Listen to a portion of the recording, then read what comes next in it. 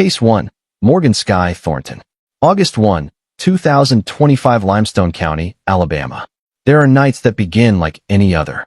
A neighborhood quiet under a summer sky. Porch lights on. Children inside. The kind of stillness that suggests safety, that suggests order, that suggests the world is working the way it should. On the night of July 31st, 2025, a neighborhood on Estate Drive in Athens, Alabama looked exactly like that. Peaceful. Ordinary. Unremarkable. What happened inside one home on that street before the clock struck midnight was none of those things. At approximately 12:38 in the morning on August 1st, 2025, Limestone County Sheriff's deputies responded to what was logged as a medical call. A child. An infant. Unresponsive. The deputies who arrived at that address on Estate Drive were not prepared for what they found when they stepped through the door. An 8-month-old baby boy named Jonah showed no signs of life. He was not breathing. He did not respond to touch. His small body bore the marks of what investigators would later describe as severe physical harm. Injuries that, according to court testimony, covered the room where he had slept. There was evidence of significant trauma across the space. Blood on the walls. Blood on the floor. A scene that would haunt every first responder who entered it for the rest of their lives. Deputies and emergency medical personnel from Athens Fire and Athens Limestone EMS did not give up. Working with everything they had, they were able to restore a pulse. Baby Jonah was rushed from the scene, first directed toward UAB trauma services in Birmingham, then rerouted mid-transport to the closest available hospital, Coleman Regional. When his condition became critical en route, he arrived alive, but the injuries he had sustained were catastrophic in their scope. No 8-month-old body was built to endure what Jonah Thornton had endured that night. He did not survive. The investigation that followed moved quickly because the answer to who had harmed this child was not hidden. Standing outside the home when investigators arrived was 35-year-old Morgan Sky Thornton, Jonah's mother. She was covered in blood. She appeared, according to the sworn testimony of Limestone County Sheriff's Office investigator Martin Evans, to be heavily intoxicated. When paramedics worked desperately to save her son, she reportedly shouted at them. She reportedly made statements that investigators would later describe in court as an admission. Inside the house, according to testimony presented at a preliminary hearing on August 14, 2025, investigator Evans described finding the room where Jonah had slept in a state that reflected extreme violence. Bloodstains covered multiple surfaces. The scene, he said, was one of the most disturbing he had encountered in his career. An autopsy conducted by the Alabama Department of Forensic Sciences determined that Jonah Thornton's cause of death was the result of severe physical trauma, injuries consistent with a violent assault on an infant. There was another detail that emerged during testimony, one that stopped the courtroom. Investigator Evans testified that another investigator informed him that Jonah's father, Morgan Thornton's husband, reported being woken up by his wife that night. She had come to him with a message. She told him, according to that account, that she had killed a demon. The demon was her own baby's son. Morgan Sky Thornton was initially charged with aggravated child abuse when deputies first arrived at the scene. When Jonah died, that charge was elevated. She was charged with capital murder. She was denied bond at a hearing where she stood before a judge appearing confused and disoriented, telling the court she did not understand what was happening.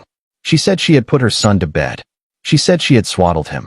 She said something happened that she could not remember. She said she had tried to give him CPR. Court records in Limestone County reveal that Morgan Thornton was not without a prior history of documented violent behavior. Just 2 weeks before Jonah's death, on July 15, 2025, she had pleaded guilty to second-degree assault stemming from an incident in which she kicked a Limestone County Sheriff's Sergeant. That charge had itself arisen after a June 11th domestic violence incident involving her husband. The system had intersected with Morgan Thornton's life before. It had not been enough to protect the smallest, most defenseless member of her household. Jonah Thornton had a twin brother named Levi. He had 2 other siblings. On the night that changed everything, those children lost their brother. Their mother was taken into custody. Their father was left to carry a grief that no one should ever have to carry alone. As of the filing of this documentary, Morgan Sky Thornton remains in custody at the Limestone County Jail, awaiting further proceedings under Alabama's Onia's law hearing process. The capital murder charge against her carries the possibility of the death penalty under Alabama law. The case is being actively prosecuted by the Limestone County District Attorney's Office. Jonah Thornton was 8 months old. He had a twin. He had siblings who will grow up knowing what happened in that house on Estate Drive. He deserved every year he never got to live. The justice system in Limestone County is now tasked with making sure that what happened to him is answered for, fully, formally, and permanently on the record. Child safety advocacy organizations across Alabama continue to urge anyone who witnesses signs of harm to children, including unusual behavior by caregivers, unexplained injuries, or alarming statements, to contact the Department of Human Resources Child Abuse Hotline at 1-800-4-CHILD, available 24 hours a day, 7 days a week. Children cannot advocate for themselves. That responsibility falls on every community. If this case moved you, if you believe that Jonah's story deserves to be heard, please take a moment right now to like this video and subscribe to Cold Case Hour. Every subscriber tells the platform that content like this, content that takes victims seriously, that names what happened, and that follows these cases all the way through the justice system, deserves to be seen. We will be here every step of the way. Case 2, Serena Starkey. March 2, 2024, Jefferson County/Shelby County, Alabama. There is a kind of suffering that is invisible to the outside world. It happens behind closed doors, in spaces where no one is watching, in situations where the most vulnerable people, the ones who cannot leave, the ones who cannot call for help, the ones who depend entirely on the person who is supposed to protect them, are left with no recourse and no rescue. The story of Aston Starkey is one of those stories, and it is one of the most heartbreaking cases this channel has ever documented. Aston Starkey was 13 years old. He had Down syndrome. He was, by every account from those who knew him, a young man who deserved the kind of care, patience, and unconditional love that every child with special needs deserves. He was entirely dependent on the adults in his life to provide for his basic needs: food, shelter, medical attention, human warmth. He could not navigate the world alone. He needed someone who would show up for him every single day, without fail. That person was supposed to be his mother. On March 2, 2024, Birmingham Fire and Rescue Service personnel responded to a call at the Extended Stay America Hotel on Cahaba Park Circle in Birmingham, Alabama. The call was logged as a person-down situation. When emergency responders arrived, they found Aston Starkey unresponsive. They transported him immediately to Grandview Medical Center in Birmingham. He was pronounced dead at the hospital. He was 13 years old.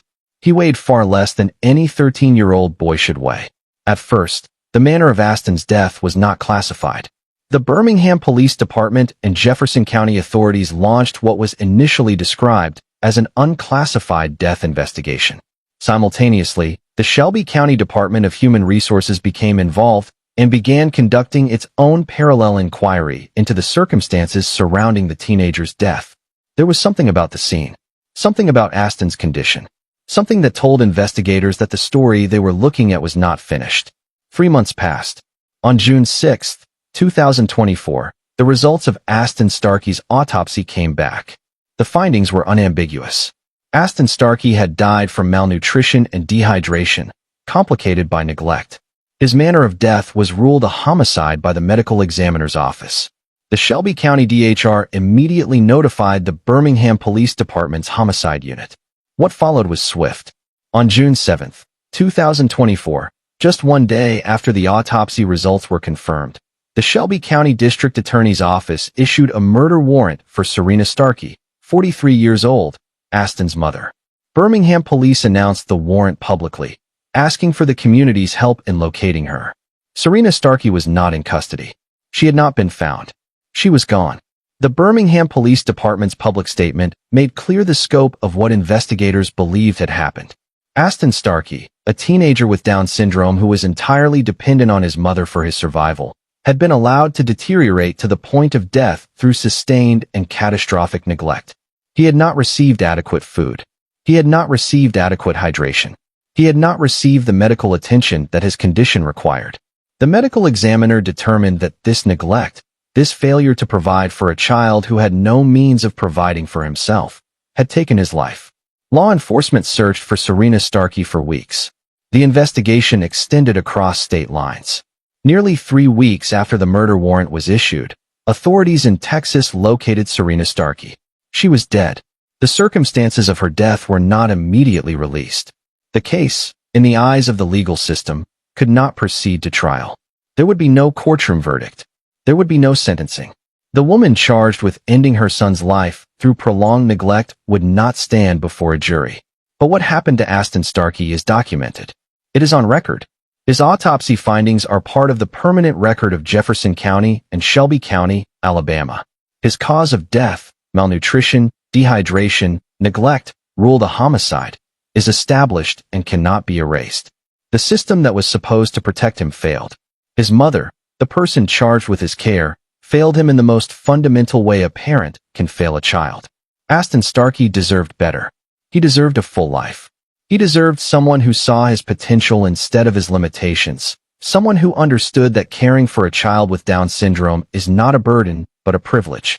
The true crime community, the disability advocacy community, and every parent who has ever watched a child with special needs navigate this world with courage and joy, all of them know that what happened to Aston Starkey was not inevitable. It was a choice made, day after day, by the person who was supposed to love him most. The National Down Syndrome Society offers resources for families, caregivers, and advocates who support individuals with Down syndrome. Their website is ndss.org. If you know a child with special needs who may be in an unsafe situation, please contact the National Child Abuse Hotline at 1-800-4-CHILD. Every call matters. If Aston's story stayed with you, and it should, please like this video and subscribe to Cold Case Hour. This channel exists because these stories deserve to be told, these victims deserve to be remembered, and these communities deserve to know what happened in their midst. We are not going anywhere. Stay with us. Case 3, Anaya Nowden. July 7, 2023, Jefferson County, Alabama. Birmingham, Alabama. A Friday night in the summer.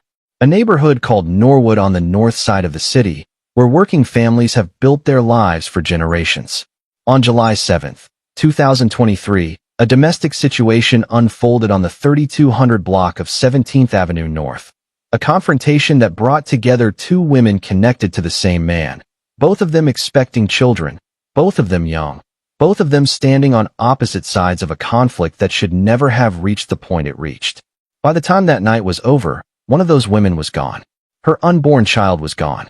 And what had begun as an argument became a capital murder case that would wind its way through the Jefferson County court system for nearly 3 full years before reaching its conclusion. Justina Zenola Wallace was 36 years old. She was a mother of 5 children. She was several months pregnant with a 6th. On the evening of July 7th, she went to a home on 17th Avenue North, a home connected to the father of her toddler daughter. The situation there was already layered with tension.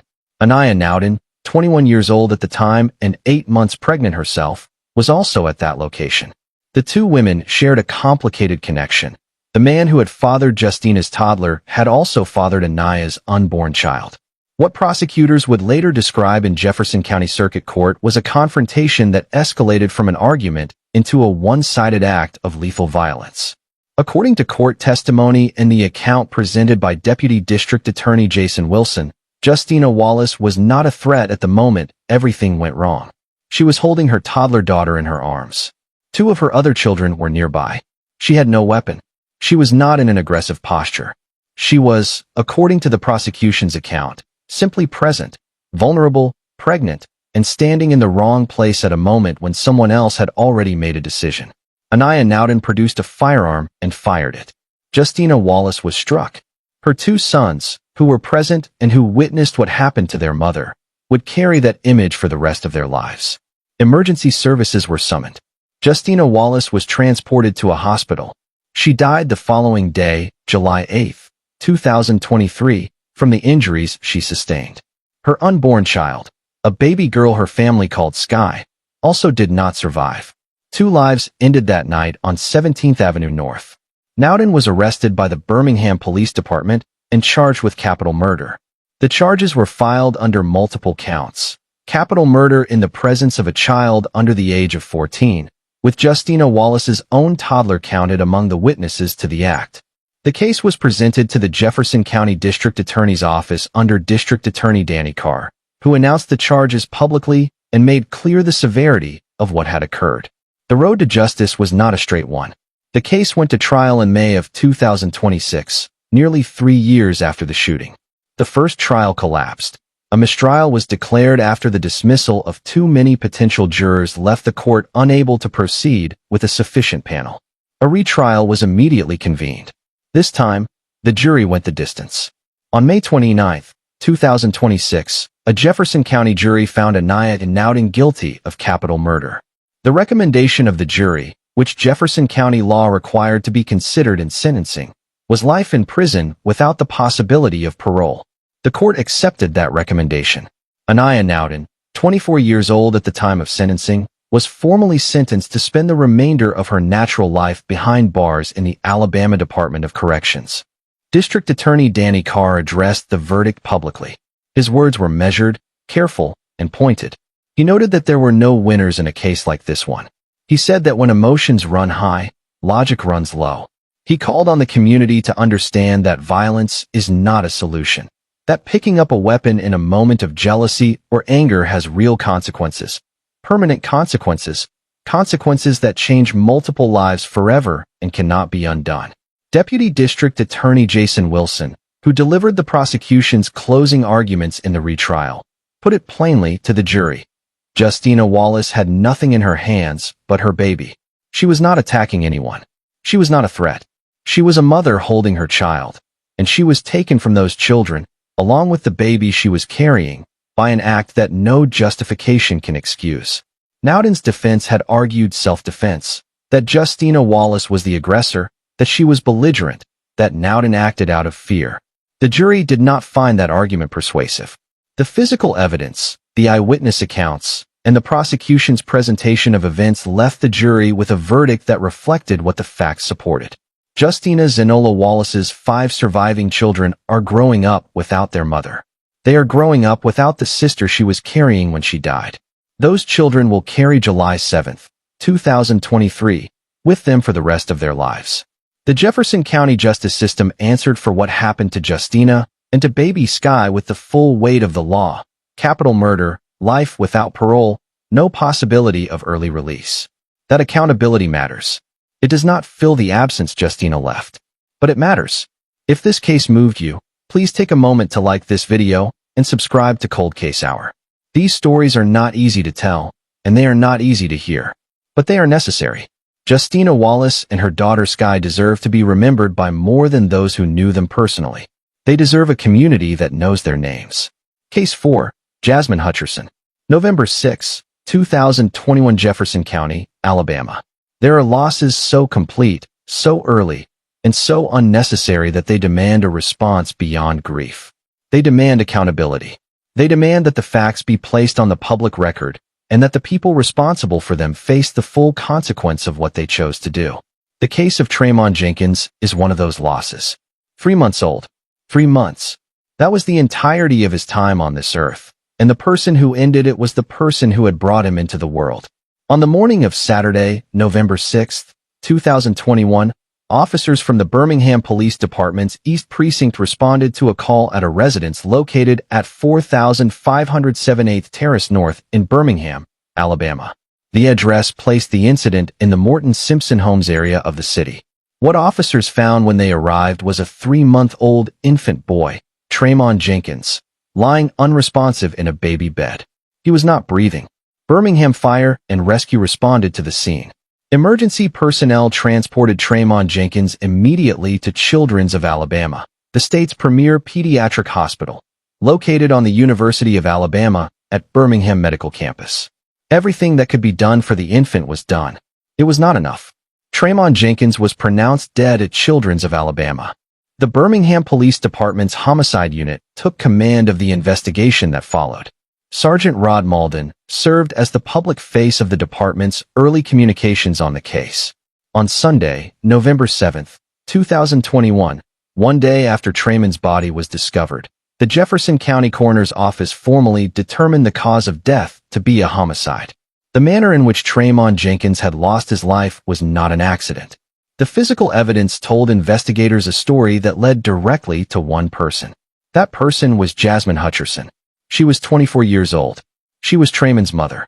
Detectives from the Birmingham Police Department's Homicide Unit compiled their findings and presented the case to the Jefferson County District Attorney's Office for review. What they presented was sufficient. A capital murder warrant was issued against Jasmine Hutcherson. She was taken into custody and transported to the Jefferson County Jail, where she was held without bond. The nature of the charge, capital murder, reflected the gravity of what the evidence showed had been done to a 3-month-old child. According to BAMWiki's documentation of the 2021 Birmingham homicide record, Traymon Jenkins' death appeared to have been caused by severe physical harm directed at the infant's head. The force involved in causing those injuries, the force applied to a 3-month-old child who weighed only a handful of pounds and whose entire body could fit in an adult's 2 hands, reflects a degree of harm that investigators described as consistent with what would be expected in a homicide investigation of this nature. Traymon Jenkins was 3 months old. He was entirely defenseless. He had no ability to protect himself, no ability to flee, no ability to call for help. He was dependent on the person closest to him for everything: warmth, nourishment, safety, love. That person was the person who took his life. The Jefferson County District Attorney's Office took the case seriously from the moment it was presented. The capital murder charge placed Jasmine Hutcherson in the highest tier of criminal accountability under Alabama law, carrying potential penalties that include life in prison without the possibility of parole or, under certain circumstances, the death penalty. The case moved into the Jefferson County court system, which has the jurisdiction and the responsibility to carry it to its conclusion. As of the documentation available for this episode, Jasmine Hutcherson's case has been in the Jefferson County system since November 2021. The investigation was thorough, the charge was appropriate, and the evidence was placed before the appropriate legal authorities. The Birmingham Police Department and Jefferson County institutions have a documented record of pursuing cases involving harm to children with the seriousness they deserve. Traymon Jenkins deserved to grow up. He deserved every milestone that was stolen from him before he was old enough to smile, to walk, to speak his first word. He was 3 months old, and he mattered. His life mattered. His death matters. The outcome of this case, whenever it comes, will be tracked and documented because Traymon Jenkins is not a statistic. He is a child whose name should be spoken. Organizations like the Alabama chapter of the National Children's Alliance provide resources and advocacy for child victims of abuse across the state. If you are a parent struggling with the weight of caregiving, please reach out. Help is available. The Alabama DHR Family Services line can connect struggling families with support before a crisis reaches a point of no return. Please like this video and subscribe to Cold Case Hour. Traymon's story is on this channel because every child who loses their life to violence inside the home deserves more than a court record. They deserve to be remembered by the wider world. Stay with us. Case 5, Adrian Reed. Christmas Day, 2025, charged March 9, 2026, Coffee County, Alabama. Some cases break through the noise of the news cycle and lodge themselves into the collective memory of an entire region. Some cases become the ones that people remember where they were when they first heard about them. The case of Genesis Nova Reed is one of those cases. It became a story that captured the attention of an entire state. The disappearance of a 2-year-old girl, the volunteer searches, the pink ribbons, the digital billboards, and then, months later, the devastating revelation of what had actually happened to her and who was responsible. Genesis Nova Reed was 2 years old. March 9, 2026, was supposed to be her 3rd birthday. On February 16, 2026, Adrian Reed, Genesis's 33-year-old mother, contacted law enforcement in Enterprise, Alabama, in Coffee County, and reported that her daughter was missing. She told authorities that she had woken up in the early morning hours and found Genesis gone from her bed. She told them the front door of their apartment on Apache Drive was ajar. She told them her daughter had simply vanished in the night. The report triggered an immediate and massive community response. Enterprise mobilized. Volunteers poured in from across the region. People wore pink in Genesis's honor. Digital billboards throughout the city displayed her image. The search for a missing toddler became a community rallying point. But investigators, even in those early days, noticed something. Neighbors who were interviewed told law enforcement that they had not seen Genesis Reed for weeks, not since well before February 16th. The timeline Adrienne Reed was presenting to police did not align with what the community around her had observed. Something was wrong. Authorities looked deeper. They began to piece together a different narrative. They obtained surveillance footage from a neighboring residence at the apartment complex on Apache Drive. What that footage allegedly showed changed everything. On the night of December 25th, 2025, Christmas night, Adrienne Reed was captured on camera walking toward the apartment complex's dumpster at approximately 11:30 in the evening. She was pulling a rolling duffel bag. She placed the bag inside the dumpster. 2 days later, on December 27th, she returned to the same dumpster. This time, she was carrying toys and other items investigators believe belonged to Genesis. Enterprise Police Chief Michael Moore reviewed that footage. He reviewed the timeline. He reviewed what neighbors had said. And he reached a conclusion that the evidence, as he described it, supported beyond any reasonable question. Genesis Nova Reed had not gone missing on February 16th.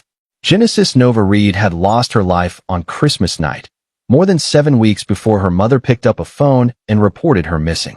7 weeks during which Adrienne Reed had been living her daily life, while her 2-year-old daughter was in a landfill. Adrienne Reed was initially arrested for filing a false report to law enforcement, a Class C felony under Alabama law. Then the investigation continued.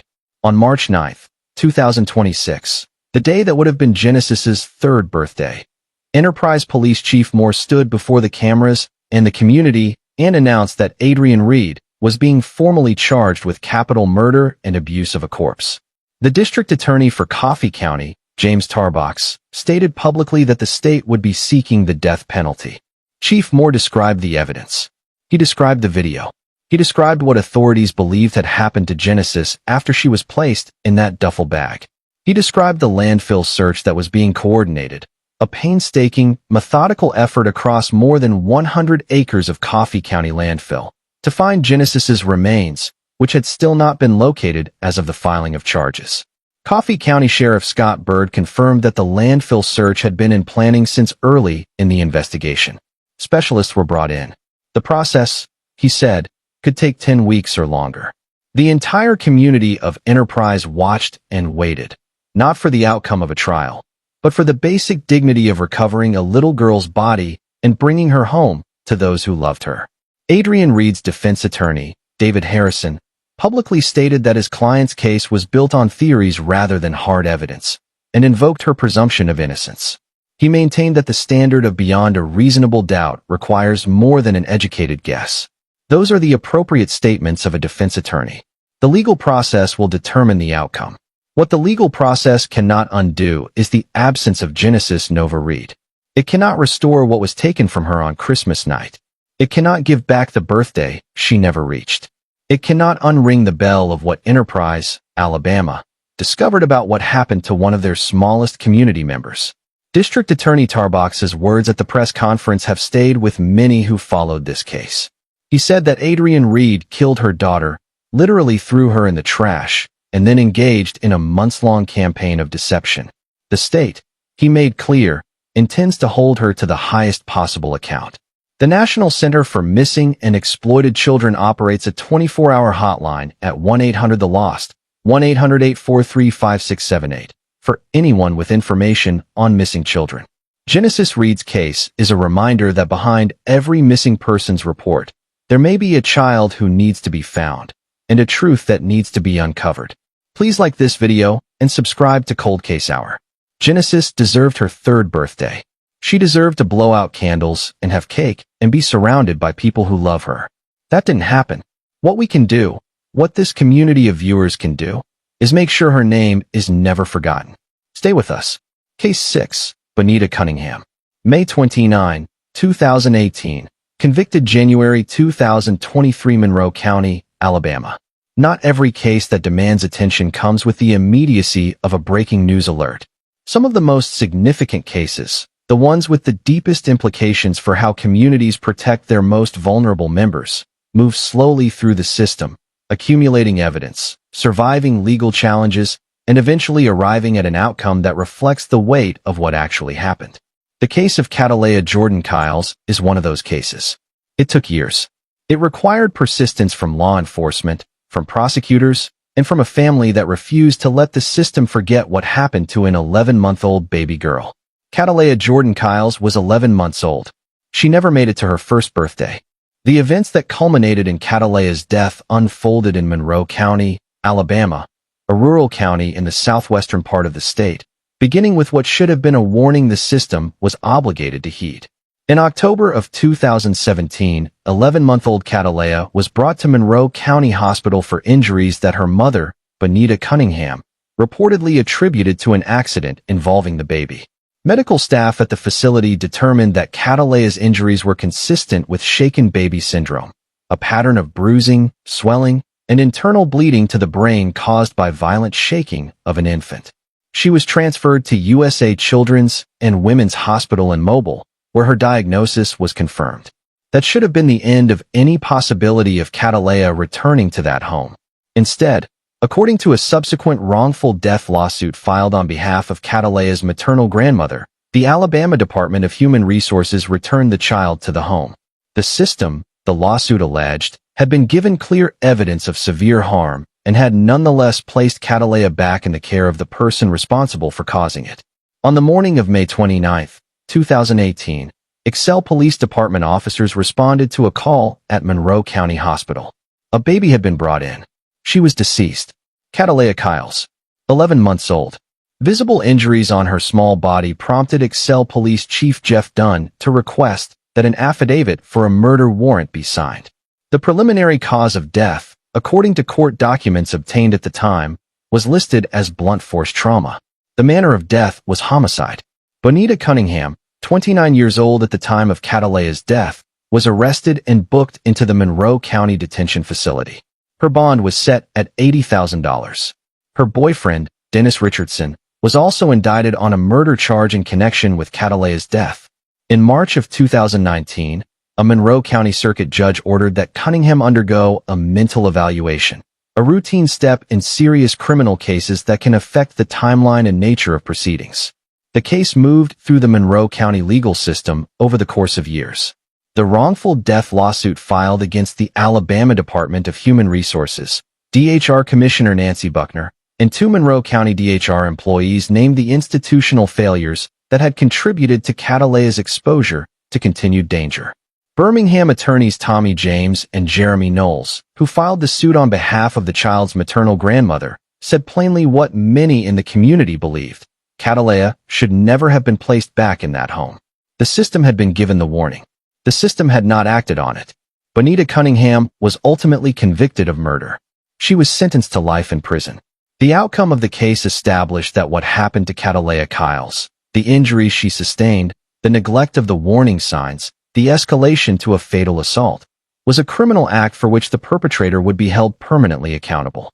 The broader questions raised by Catalea's case, about institutional responsibility, about the obligations of DHR case workers when physical evidence of harm is presented, about the protocols that govern whether a child is returned to a home where danger has been documented, are questions that child welfare advocates in Alabama have continued to press. Every child protection system in every state wrestles with the tension between family reunification and child safety. When the balance tips in the wrong direction, children pay the price. Catalea Jordan Kyles never saw her first birthday. She survived her first serious injury, and then the system that was supposed to protect her sent her back. That cannot be changed. What can be changed is how institutions respond when a baby presents with documented evidence of harm. Accountability begins with that response. If you are a mandated reporter, a healthcare professional, a teacher, a neighbor, or any adult who has reason to believe a child is in danger, Alabama law requires and empowers you to act. The DHR Child Abuse Hotline is 1-800-4-CHILD. That call can save a life. Catalea's case is a permanent reminder of what happens when it is not made. Please like this video and subscribe to Cold Case Hour. Catalea Kyles was 11 months old, and she deserved the whole world. Her story deserves to be remembered. Stay with us. Case 7. Myshia Sharika Gamble. April 13, 2020. Convicted November 2022. Sentenced January 2023. Jefferson County, Alabama. Birmingham, Alabama. Monday evening, April 13th, 2020. The city was already living under the shadow of a global pandemic. Streets quieter than usual, routines disrupted, households operating under an entirely different kind of pressure than the world had known before. Against that backdrop, officers from the Birmingham Police Department's West Precinct responded just after 8 o'clock in the evening to a residence at 716 Avenue H in the Pratt City neighborhood. What they found in the backyard of that home, beside a vehicle, was a 21-year-old man lying unresponsive. Birmingham Fire and Rescue responded alongside the Jefferson County Coroner's Office. The young man was pronounced deceased at the scene. His name was Tim Darius Theophilus Gamble. The person who had taken his life was his mother. The preliminary investigation conducted by Birmingham Police Department detectives established that a domestic dispute had preceded the events of that evening. What had begun as a conflict inside the household at 716 Avenue H had escalated to a point of no return. Tim Darius Gamble, 21 years old, died from a gunshot wound in the backyard of his family home. He died beside a vehicle, in the open air, in a neighborhood that would not forget what happened there that April night. Detectives identified two people responsible for Tim Darius's death. Myshia Sharika Gamble, 45 years old, Tim Darius's mother, was arrested and charged with murder. Gregory Peck, 59 years old, Gamble's boyfriend and Tim Darius's stepfather figure, was also arrested and charged with murder. Both were taken into custody. The case was presented to the Jefferson County District Attorney's Office. The legal proceedings that followed took the two cases in different directions. Gregory Peck entered a guilty plea to the murder charge. He was sentenced to 20 years in prison, to be served in the Alabama Department of Corrections. Myshia Sharika Gamble did not plead guilty.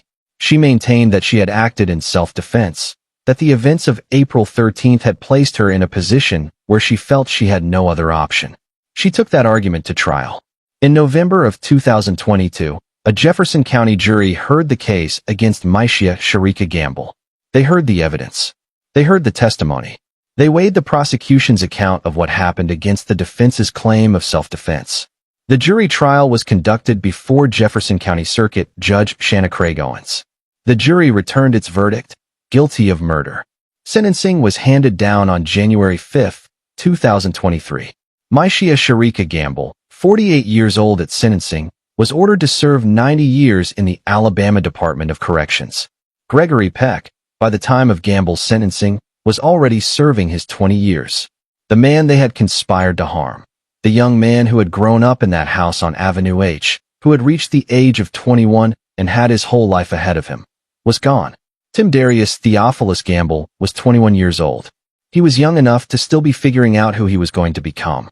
He had grown up in a house where, on a Monday evening in April, the people who should have been his safety net instead became the instrument of the worst thing that can happen to a person. He died in the backyard of his own home. The Jefferson County court system prosecuted this case with the full seriousness it warranted. The jury reached a verdict that reflected what the evidence showed. The 90-year sentence handed down to Myshia Gamble represents the court's determination that what happened to Tim Darius Gamble was not an act of self-preservation, but an act of lethal aggression against a member of her own family. The sentence says that accountability for taking a life inside a family home is the same as accountability for taking a life anywhere else, that the biological relationship between a perpetrator and a victim does not mitigate the gravity of the act. Tim Darius Gamble's memory is part of what drives the Birmingham community's ongoing conversation about domestic violence, because domestic violence does not always look like what people expect. It is not always a partner. It is not always a stranger. Sometimes it happens between a parent and an adult child. Sometimes it happens in the backyard. And it always leaves something irreversible in its wake. The National Domestic Violence Hotline is available 24 hours a day at 1-800-799-SAFE, 1-800-799-7233. If you or someone you know is in a dangerous home situation, please reach out. Help exists. Tim Darius Gamble deserved to be protected. His story is a reminder of why that protection must be taken seriously. Please like this video and subscribe to Cold Case Hour. Tim Darius was 21 years old with his whole life ahead of him. That life was stolen in the one place where he should have been safest. His name deserves to be remembered. Stay with us. Case 8, Jakayla Ashani Williams. August 13, 2023. Charged August 24, 2023. Houston County, Alabama. There are moments in the course of a criminal investigation when a police chief, someone who has spent decades in law enforcement, who has seen the breadth of what human beings are capable of doing to one another, steps to a microphone and says something that tells you everything about the weight of what they are about to describe. When Dothan Police Chief Will Binney addressed the media on August 24, 2023, he said this: "I've never even heard of something so horrific as this. It shocks the mind. It shocks the soul." Chief Binney has been in law enforcement for more than 27 years.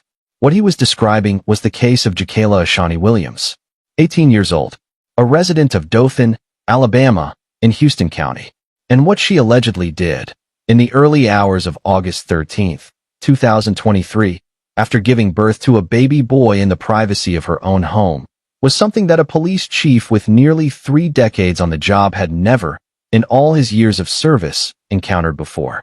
The case began not with a crime scene, but with a question. On August 24, 2023, staff members at Southeast Health Medical Center in Dothan contacted the Dothan Police Department with a report. A woman had come into the hospital. She was accompanied by family members. She was asking about a baby, a newborn baby that she claimed she had left in the care of a hospital employee on August 13, the day she said she had given birth. Hospital staff had no record of any such transaction. There was no baby. There was no employee who had received an infant. There was nothing in the hospital's documentation that corresponded to the story Jacayla Williams was telling. Investigators obtained surveillance footage. They reviewed the recordings from August 13, the date Williams claimed she had come to Southeast Health with her newborn son. She was not on the footage. She had not been at that hospital on that day. The story she had told her family, and then repeated to law enforcement, was not true. When investigators confronted Williams with the surveillance evidence, the account she had been giving began to change. She acknowledged that she had given birth at her residence on Tate Drive on August 13. She acknowledged that she had not taken the baby to the hospital. She acknowledged that she had placed the newborn in a blanket. And she acknowledged that she had taken that newborn, her living child, according to her own admission to police, and placed him inside a dumpster attached to a trash compactor at an apartment complex on the west side of Dothan. She said she did not want to be a mother at her age. She said having a baby cost too much money. Dothan Police Department investigators immediately went to the apartment complex. They located the dumpster, which was attached to a compaction mechanism that periodically crushes the material deposited inside it.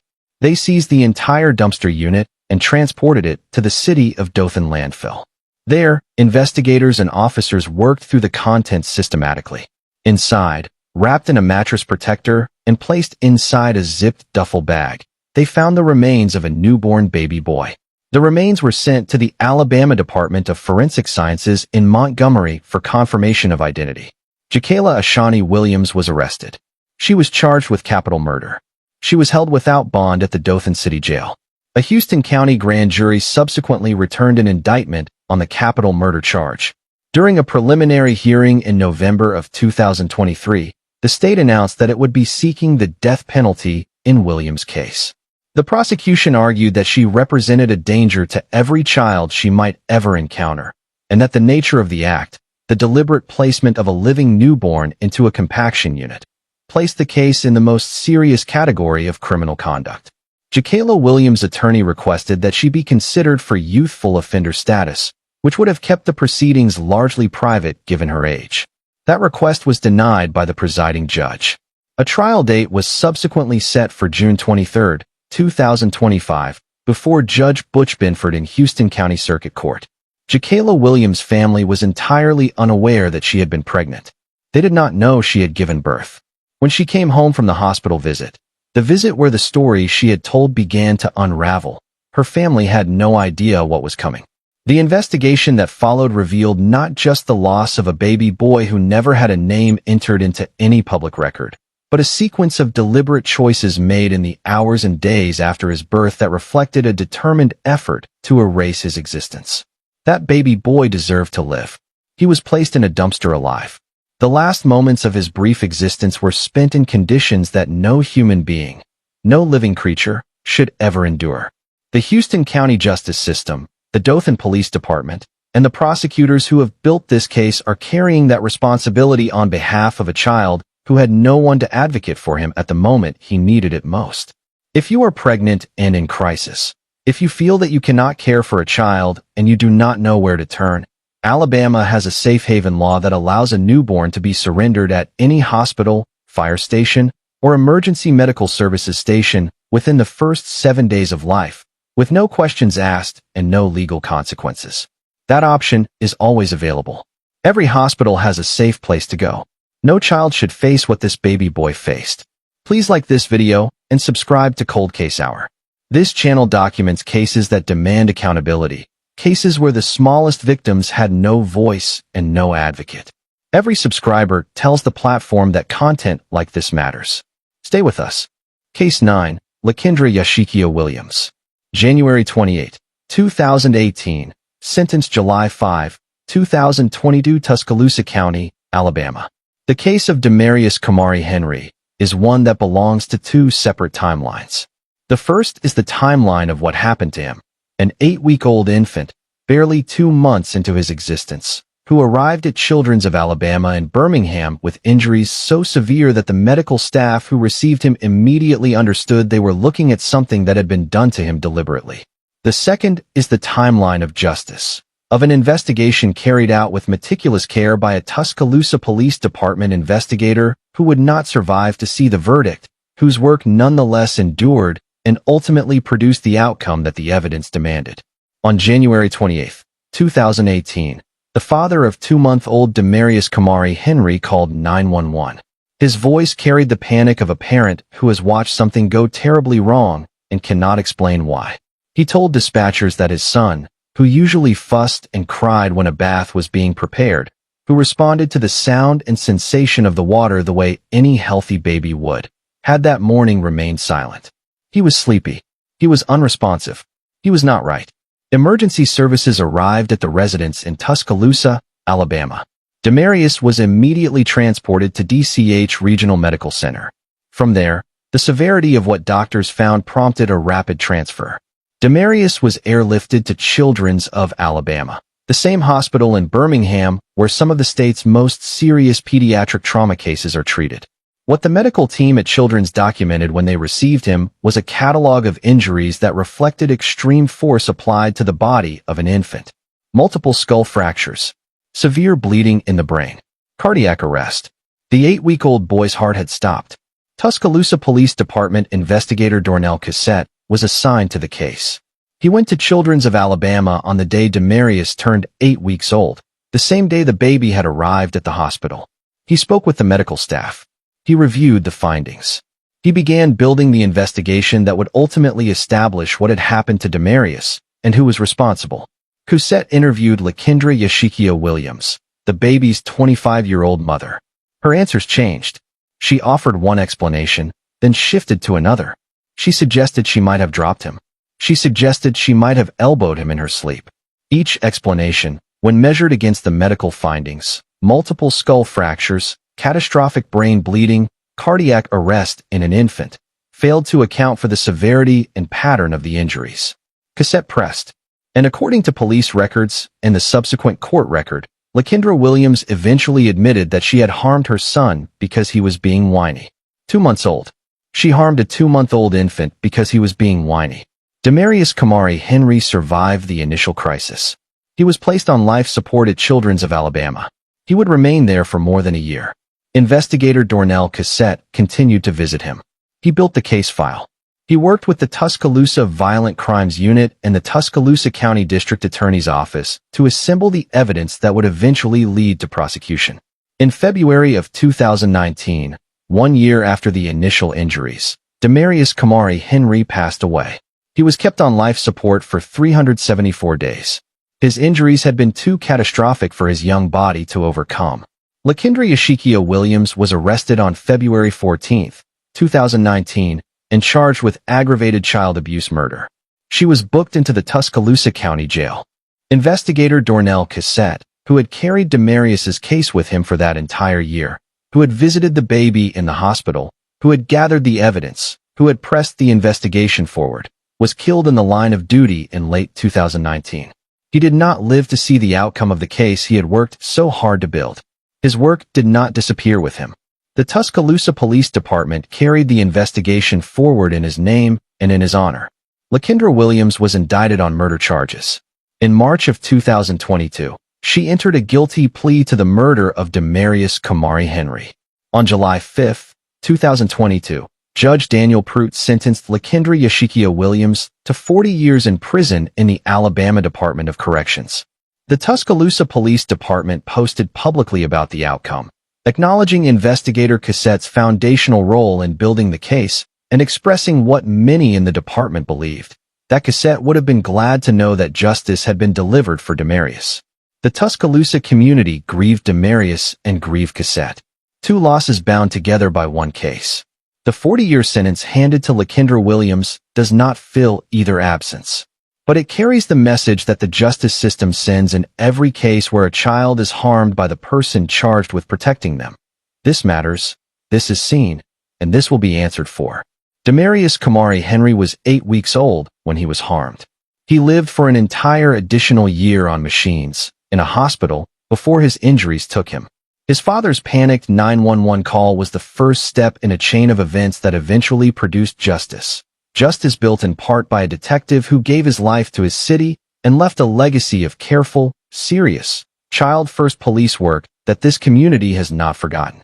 The Child Help National Child Abuse Hotline is available at 1-800-4-A-CHILD, 1-800-422-4453.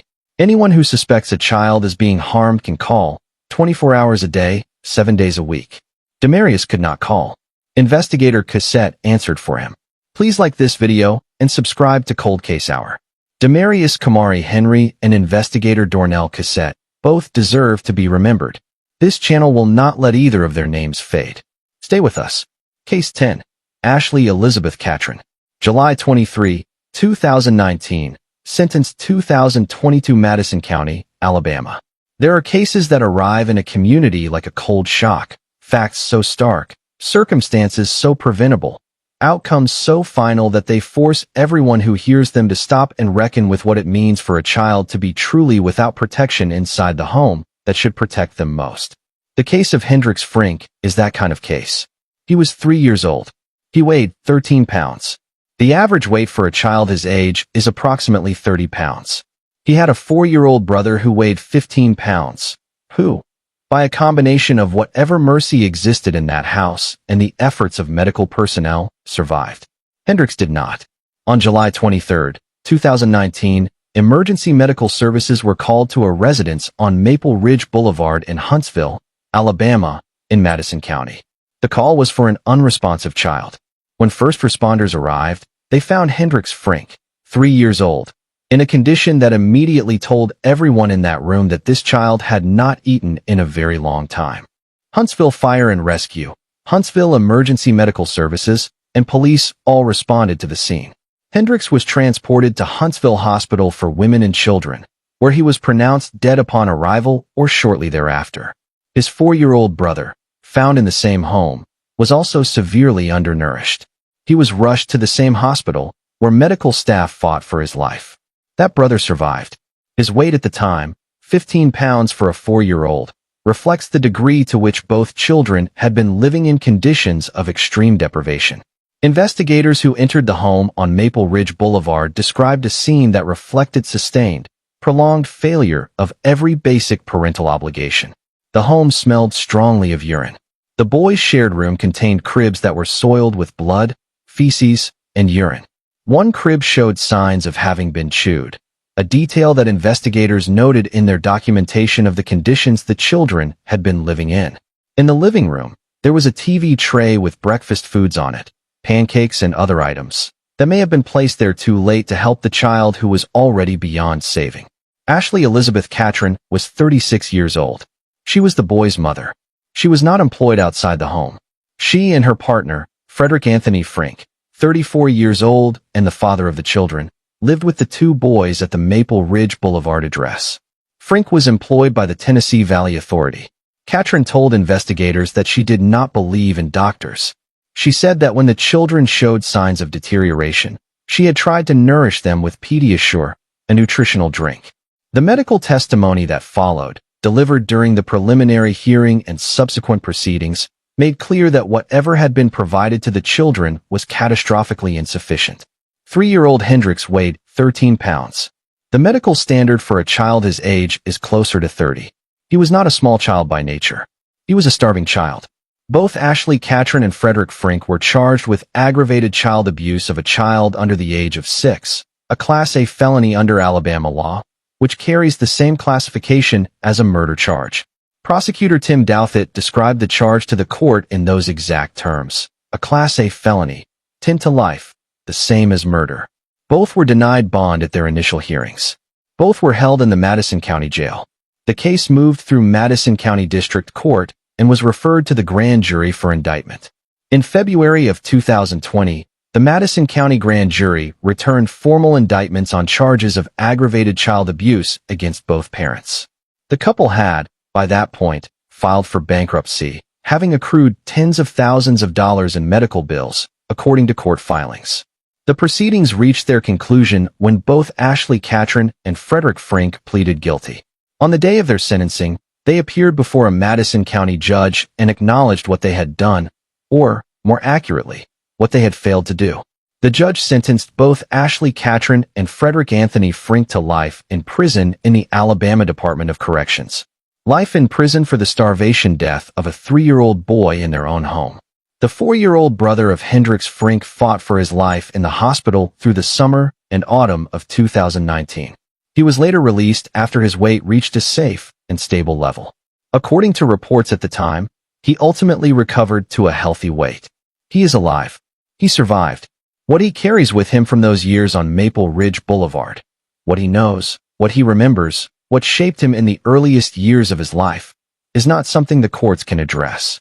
That is the work of healing, of support systems, and of the kind of ongoing care that the state of Alabama and its child welfare system owe him. Hendricks Frink deserved to eat. He deserved to be taken to a doctor when he was sick. He deserved to have a parent who, whatever their philosophical beliefs about medicine, looked at their 13-pound 3-year-old and understood that something was catastrophically wrong and acted to fix it. He deserved to live. His brother deserved to grow up beside him.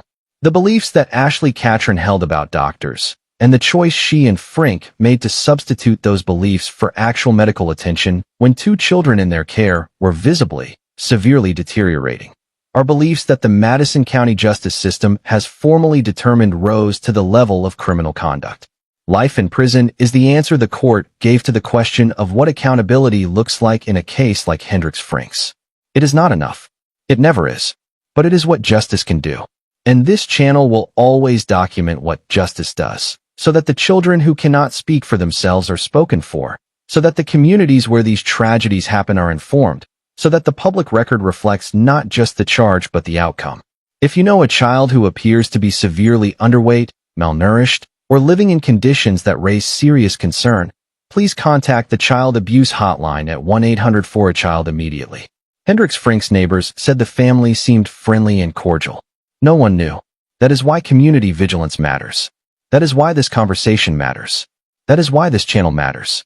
Thank you for watching Cold Case Hour. If this episode moved you, if it made you think, if it made you hold your own family a little closer tonight, please like this video and subscribe. Share it with someone who needs to hear these stories. Leave a comment below and tell us which case you believe deserves more public attention. These victims were real. Their suffering was real. Their absence is permanent. The least we can do is make sure they are not forgotten. This has been Cold Case Hour. We document the cases that communities cannot afford to look away from. We will be here for the next one. Stay with us.